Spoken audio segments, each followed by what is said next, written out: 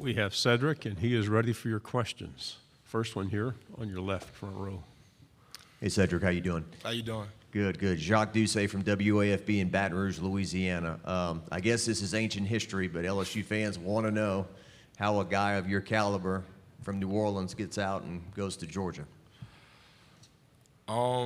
I don't think it was anything LSU did wrong. I have tremendous respect for their program. I think it's great. I just felt that Georgia was the best place for myself and my family, so that's what I went with. We'll go on the fourth row on the left. Dan Peck, ESPN 1067. It's a good problem to have, but how do you sort of put the national championship behind you and get focused on the 2022 season? I think you have to be competitive.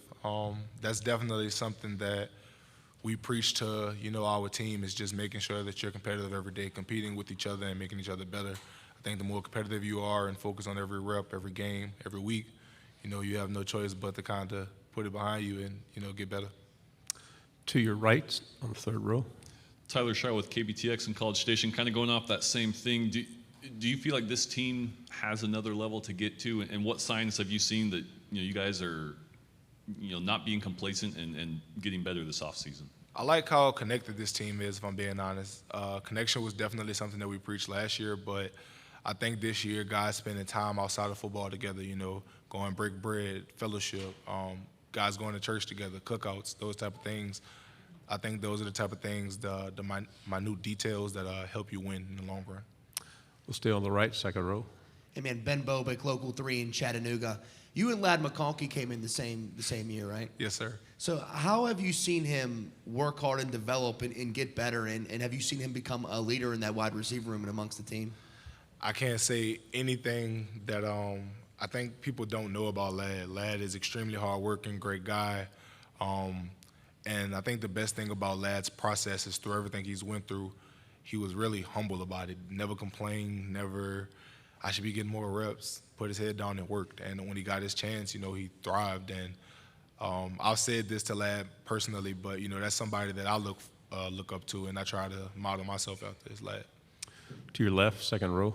Josh Rowe, WTBC in Chattanooga. What does experiencing and seeing the level it takes to win a national championship do for you personally moving forward in your career? It's a good question. I think that it just allows me to lead my guys to a position to win. I think that's what I want to say on it. I want to say that my goal is to lead guys to a position where they can put themselves in a position to win and help the team out. Right here, second row. Anthony Patterson with Deal on the Voice. Of course, on the national title run, it's a lot of growing pains, it's a lot of ups and downs. For you, what do you remember the most about that run and how you can take it into this season? The work. I think that's what I remember the most, the work. 100% last year, we worked hard and, guys were connected. So I think carrying over into this year is a focus to make sure that we compete and work hard every day. To your right, third row. Cody Chaffins, Fox 5 Atlanta. Nolan was in here a little bit. He fills up a room, right? And I'm sure at practice every day he is big and loud. That's got to be great as a leader for a team, but it also can probably be annoying for an offense when he's on the defensive side of the ball in practice, always yapping. What's it like playing with him? I think it's great because at the end of the day, when you get in the game, guys are going to talk too. So how are you going to tell that guy to be quiet when all he's bringing this positive energy to the team? So definitely a good guy, to have around. I love him and I appreciate him. We'll stay here on the right, third row. How have you seen Stetson grow, just over the last year, and just what are your expectations for him and just playing alongside him, into this year? I don't think I have any personal expectations for Stetson. Ultimately, our team goal is to win, but I can definitely say I've seen Stetson grow as a quarterback, as a leader. Doesn't have to be super vocal all the time and yelling at guys, but you see somebody struggling, hey man, lean on me. I got your back. Those type of things. Spending extra time in the film room. Those type of things that I think make an elite quarterback. I've seen Stetson do. So I'm really proud of him and his growth. To your left on the fourth row. One of the big questions for Georgia this year is how do you replace so many of the players who went in the NFL draft this past year? Is there anyone in particular that has really impressed you this offseason in the way that they've stepped up in the absence of some of the key players from last year's team? I think the key is to not focus on trying to replace guys, but uphold the standard, uphold what Georgia does, and uphold what the guys behind you have done. I don't think you have to be that player, but I definitely think that there's a certain standard at Georgia, and you uphold yourself to it. On the front row here. Sedrick, when a team would win a Super Bowl, they'd be concerned about how many guys be doing commercials and whatnot after, winning it all. As a guy on a national championship team in the new age of NIL, what was it like? Do you feel like a lot of people were trying to get players to do NIL deals, and how do you control that and not make it be a distraction? I think guys are going to do NIL, and I think that's great. But the biggest thing I can say is, guys haven't lost focus of we're here to win games. At the end of the day, as student athletes, of course we're going to get our education and those things. But when you're on the football field, it's time to work. It's time to win football games. So NIL really isn't discussed in the locker room, things like that. It's about winning for the University of Georgia. Second row, the aisle.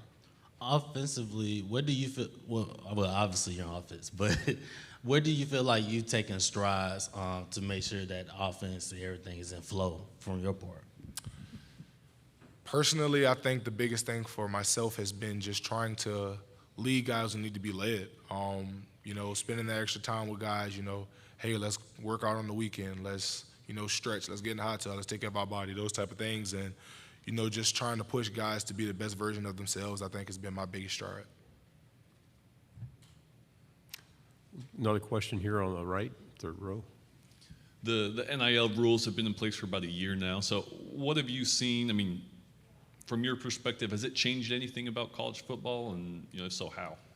No, sir, I don't see any change. I think ultimately everybody wants to win. Everybody's goal is to win their conference, win their division, win the championship. So ultimately that is a change through NIL. Final question on the left, fourth row. You got your first taste of the Auburn-Georgia rivalry last year. You got to start at Jordan-Hare Stadium. Your thoughts on the significance of continuing the streak over Auburn as a Georgia player? Personally, I don't think that we should so much focus on just trying to beat Auburn. I think every week you have to go in and focus on your opponent. So much respect for their program and everything they have done. I have tremendous amount of respect for them. I think they're a great team, but I think you just have to take it week by week.